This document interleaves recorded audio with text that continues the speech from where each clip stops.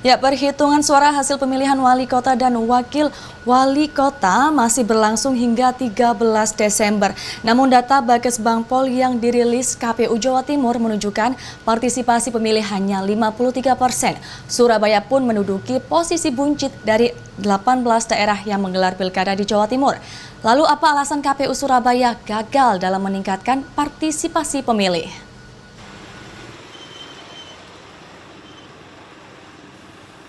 Alih-alih bisa mencapai target nasional yakni 77,5%, KPU Kota Surabaya justru jauh tertinggal dengan kota kabupaten di Jawa Timur yang menggelar pilkada tahun ini.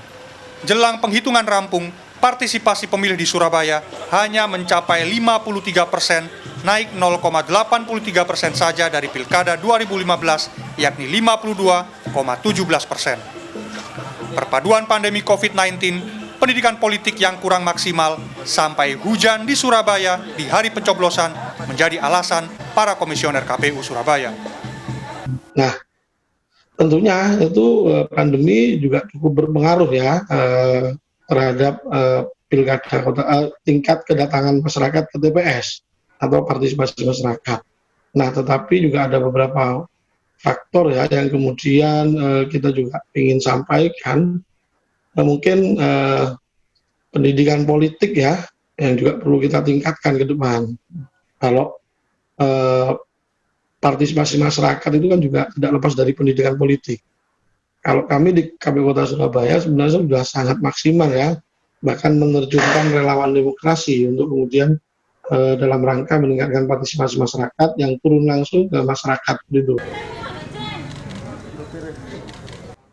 Tokoh-tokoh sentral dalam pagelaran politik elektoral ini juga tak berdaya mengatrol angka partisipasi pemilih bahkan di TPS tempat mereka mencoblos.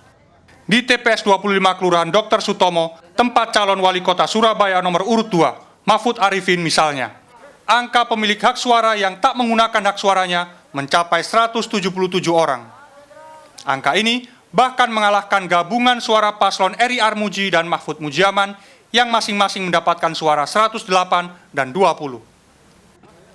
Lagi-lagi, angka golongan putih atau golput menang di TPS kandidat, tepatnya di TPS 25 Kelurahan Karah. Paslon Eri Armuji memperoleh 171 suara dan Mahfud Arifin Mujiaman 85 suara. Dua suara paslon ini digabungkan masih saja kalah dengan golput yang mencapai 265 suara. Sedangkan di TPS tempat wali kota Surabaya Tri Risma hari ini, golput bersaing ketat dengan paslon Eri Armuji dengan 148 melawan 154 suara. Di daerah permukiman elit, masyarakat Surabaya yang tak menggunakan hak suaranya juga dominan. Misalnya di TPS 9 Pakuwon City Mulyorejo, tempat wakil wali kota Surabaya sekaligus politisi senior PDI Perjuangan Wisnu Saktibuana. Angka golput mencapai 266 suara. Bandingkan dengan gabungan suara dua paslon yang hanya 110 suara saja. Ya. Yang paling pasti kan ketika orang itu mau terdorong untuk memilih, itu pasti ada kepentingan atau tujuan. Artinya ketika rendah partisipasi pemilih di kota Surabaya, bahwa masyarakat tidak memiliki keinginan atau tidak memiliki tujuan dengan adanya pilkada kota Surabaya.